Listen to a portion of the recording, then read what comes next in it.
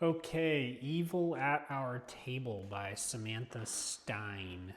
Subtitle on this one is Inside the Minds of the Monsters Who Live Among Us. This is one that I read a little bit earlier this year, but I wanted to do a review here on the channel because it's different.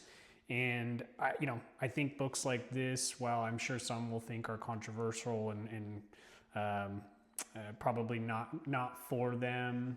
But for me, it's an interesting topic. And what I mean by that, I'll talk a little bit about what the book is. So Samantha Stein is essentially, she's a doctor. I believe she's a psychiatrist or psychologist. And, she's a forensic psychologist.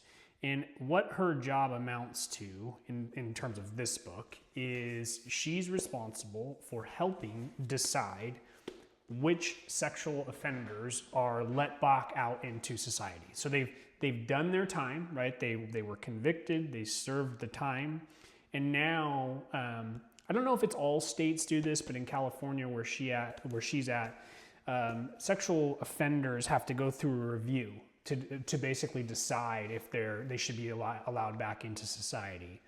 I don't know how I feel about that, particularly that there's people doing it, which I'll get into that in a little bit later. But that's her job, and that's the story of this book, right? She interviews these people. She goes into prisons with some of the most sadistic, dark people that are in this world, and interviews them to help the state decide if they should be allowed back into society. Obviously, they would have restrictions and all. Nothing changes in terms of their convictions or anything like that, but potentially they are not going to be allowed back out, and she's responsible for helping decide, basically, are they going to recommit what they did before.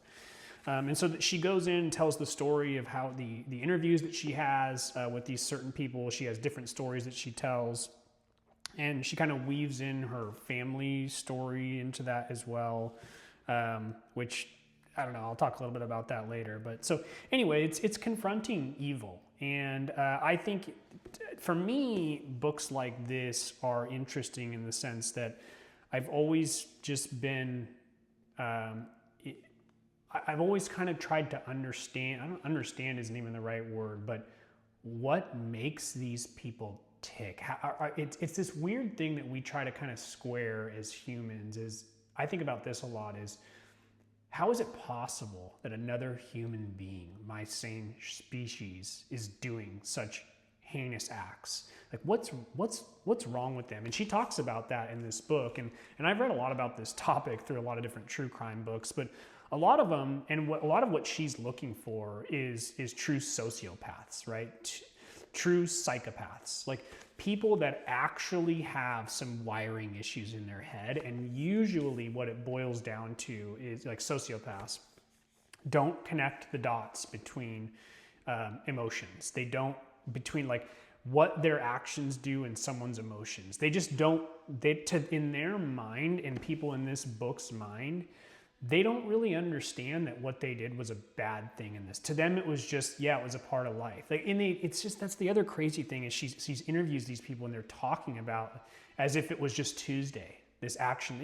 This bad thing happened to me. I found myself in a bad situation, but that's all past me now. Like, there's just very little remorse in a lot of those situations. So I don't know. I've just always been the type of person that, I don't know, intrigued isn't the right word, but it's trying to kind of understand what goes on in these people's minds, and how is it even possible. And to me, that's what books like this can help with. As far as the book itself, it left me wanting more. I would have hoped that this book would have been more of a focus on the work and the stories. And while, of course, that's part of it, she just kind of, it's in a lot of ways, it's almost her memoir. It's like she talks about her family a lot, and it just feels out of place. It's not why I read this book. It's not really what it promises. And so it's not a bad book by any means, but I just felt like that was out of place, and it took away from what this book could have been. And I wish it would have just been more of a focus on these people and the science behind it, and what goes on in their heads and their stories. And again, like I said, you get some of that, but just too much of her family woven into it. So anyway, the big takeaway from a book like this for me is a little bit of what I talked about earlier. It just makes you think about ethics and morals in these types of criminals, right? I mean, it's that question of, do they deserve a second chance? I mean, there's a big part of me that thinks no, they don't. But then obviously society has decided that no, they've paid their time or they've paid their dues, right? They've paid for their crime, and now they should be given the chance to reform. They should be given a chance to go back out into society. Don't think I agree with that, but it's just it's something to think about. And quite frankly, didn't even know jobs like this existed. That there are people that help with that. Again, kind of like I referenced earlier. Not sure that I really like that it's a sort of a human being, and whether anyone wants to admit it or not, there is emotion involved. It's hard to sit across the table from a violent, crazy predator and not feel any type of emotions, good or bad. The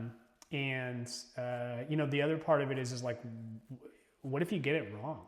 Is there consequences for that?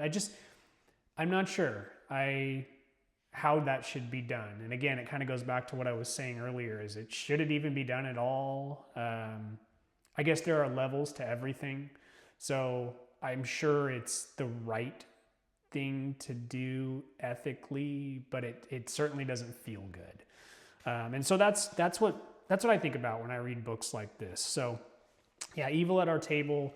I think this is a niche book for sure. I think you've got to be someone who's kind of into the psychology of criminals, and maybe someone who likes serial killer books. If you've done any reading on sociopaths, I think that you would like this book. She's kind of like a real life mind hunter, getting into the minds of these crazy people that did some things that you wouldn't even really believe. So that's the review. Evil at Our Table by Samantha Stein. I liked the idea, liked the concept of it, didn't think the book really delivered on it. I shouldn't say I didn't really deliver on it. I just thought that it kind of got me halfway there in terms of what I was expecting. Just all her personal family stuff was just out of place for me. And I would have preferred that it stayed on topic. So thanks for watching.